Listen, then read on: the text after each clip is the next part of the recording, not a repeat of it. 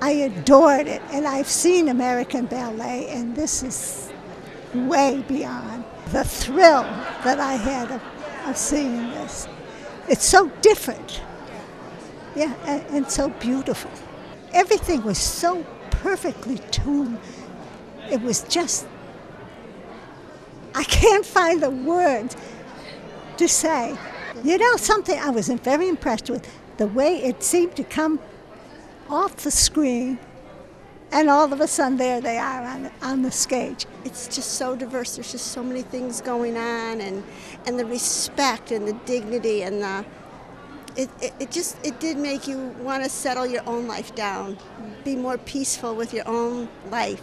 It makes you sad in a way to think of the oppression there and how these people suffer, such beautiful people with such wonderful souls, and how they could have to endure what they do. It's a little sad, but then it's exhilarating to know that, you know, there will be an end, and that peace will come, and that these people will endure, you know.